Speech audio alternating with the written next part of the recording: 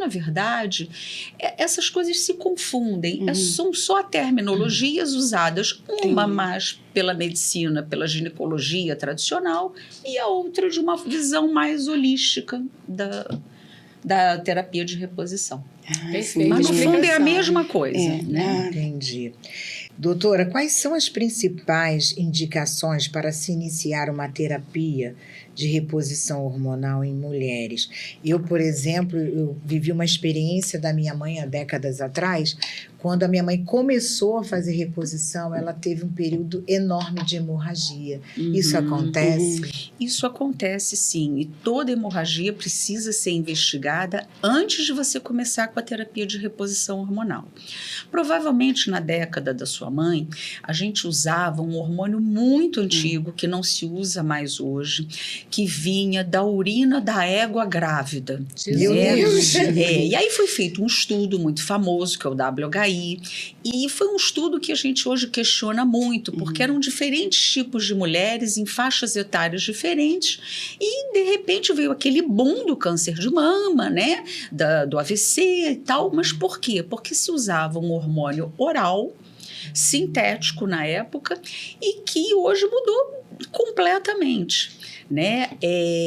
Os objetivos são vários, né? Então, eu vou te pontuar da seguinte forma: a principal causa de morte hoje na mulher, aos 50, né, na menopausa, é a doença cardiovascular. Então, o que o estrogênio tem a ver com isso? O estrogênio é nosso protetor, ele protege o aparelho cardiovascular. Então, quando há uma deficiência desse estrogênio, essa mulher ela fica mais exposta a doenças cardiovasculares. O estrogênio é um neuroprotetor. Então, por que a gente chega na menopausa? Ai, que palavra é aquela? Ih, esqueci a palavra. Nossa, esqueci isso. Vem aquela névoa, não vem? Naquela névoa cerebral que é horrível, né? Por quê? Porque o estrogênio é um neuroprotetor. O estrogênio atua como um antioxidante do cérebro. Você pode notar, por exemplo, existem mulheres na menopausa que elas começam com ansiedade, depressão. Por quê? Porque o estrogênio ele ajuda a regular os neurotransmissores, que é a dopamina, a serotonina. Então, olha quanta coisa importante. Ele ajuda na saúde óssea.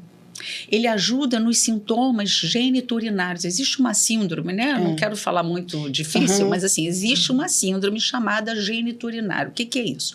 É infecção urinária de repetição. É aquela pessoa que perde um xixi. É ardência na relação. É atrofia vaginal. Tudo relacionado a essa parte uroginecológica. Então, olha quanta coisa que o estrogênio participa na nossa vida. Né? E tem a ver, doutora, também? Desculpa, pode continuar. Não, eu ia falar da pele. Isso é importantíssimo. Né? A pele. Então, você tem uma pele, quando você perde o estrogênio, você acaba tendo uma pele mais envelhecida. Não que você vá fazer reposição por isso. Eu acho que tem que ser um conjunto, né? Não é só em relação à pele. Mas você tem que ter autoestima. Você imagina você ter um parceiro e você, na hora, ter dor na relação. Isso é horrível, né? Existem muitas mulheres que não falam isso. Que não falam, né? Que tem aquela ardência, aquele incômodo, que perde um xixi, que vai na festa, já vê logo onde está o banheiro, onde está o banheiro. Ou você já olha onde está o banheiro para você poder buscar. Então, ele participa de várias. O estrogênio é o nosso aliado. E quando você entra na menopausa, você acaba perdendo. E nem tem idade para isso, né, doutora? Não tem uma idade determinada para menopausa. Isso não existe, né? Tem uma faixa etária. No Brasil, a média é 50 anos. A média, né, de menopausa. Doutora... Então, cheio de perguntas. Eu estou aqui. Nós estávamos falando do estrogênio e tal, da parte do neural, né, que é protetor. Tem a ver também com a questão da Alzheimer, essas doenças? Então, o estrogênio está justamente, né, a menopausa ligada às doenças neurodegenerativas. Olha isso. Por quê? Porque ele é um neuroprotetor. Importantíssimo, né? É muito importante. Então, quando a gente fala de reposição hormonal, a gente tem que falar de um todo, né? Existe um medo, um preconceito muito grande por causa desse estudo que ocorreu lá atrás, que é o WHI, provavelmente na época, né, das nossas mães, e que ficou todo mundo apavorado, né? É isso mesmo. E o que eu ia te perguntar, por exemplo, se nós, né, que estamos aqui falando com as nossas telespectadoras, se tem alguma mulher que já passou esse período da menopausa, mas ela não fez a reposição, ela ainda pode buscar uma ajuda? Então, existe uma regrinha, né? O ideal é que seja nos primeiros 10 anos da menopausa, ou até 60 anos. Por que isso? Porque quando você começa, você viu que eu falei de vários benefícios, né? Principalmente cardiovascular, neuroprotetor, da parte geniturinária, né? Se você passa muito desse período, às vezes os seus vasos já estão endurecidos. Então, você não vai ter esses benefícios quando você começa. É a mesma, eu faço uma analogia ao Botox. Adianta você, de repente, fazer o Botox quando você já tem um monte de ruguinha? Vai dar uma melhorada, com certeza. Mas os principais, você às vezes já perdeu. Mas isso não quer dizer que a gente não possa tratar. Então, por exemplo, você pode suplementar para a parte óssea. Né? Então, vamos supor, uma mulher que chegou aos 62 anos e que não fez reposição. Mas a gente tem que ver a parte óssea. A gente tem suplementos para melhorar a parte do cérebro, do aparelho cardiovascular. Então, existem outras formas também. Uma mulher, por exemplo, que teve um câncer de mama, que não vai poder fazer mesmo, mas ela não pode fazer nada? Não. Por exemplo, para a parte geniturinária, aquele ressecamento, aquela dor e tudo, você tem um procedimento maravilhoso que a gente tem no Brasil há um tempo, que eu passei a fazer esse ano, que é o laser íntimo. Gente, isso é fantástico para uma mulher que não pode utilizar hormônio. Você pode suplementar para a parte do aparelho cardiovascular. Então, existem outras abordagens além da reposição hormonal.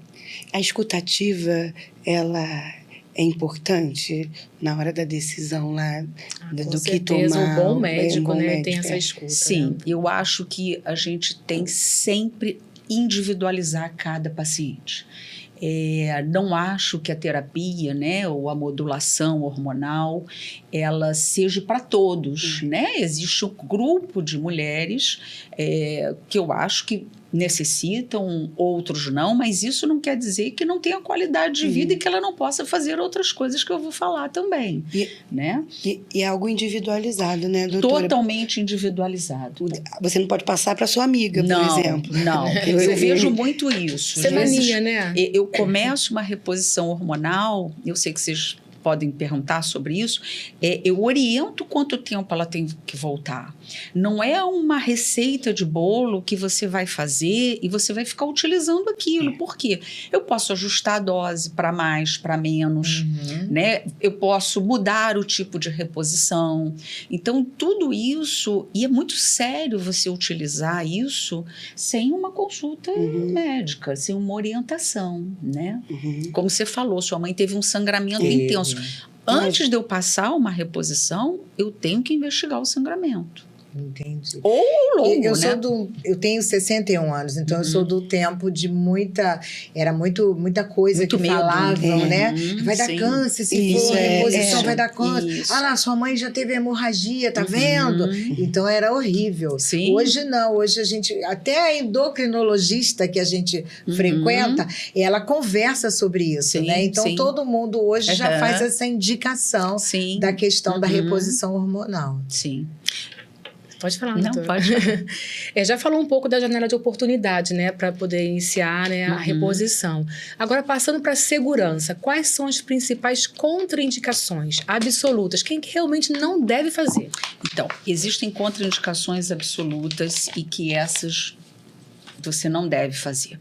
A paciente que teve um câncer de mama, um câncer de ovário, um câncer de endométrio, uma pessoa que tem uma doença hepática grave, uma pessoa que tenha um AVC ou uma trombose e alguns casos de lúpus. Então, essas são as contraindicações absolutas. São bastante. Eu achava que era só quem tivesse tido câncer de mama na família. Não, Se você tem uma doença hepática grave, você não pode fazer. Alguns casos de lúpus, AVC e trombose, né?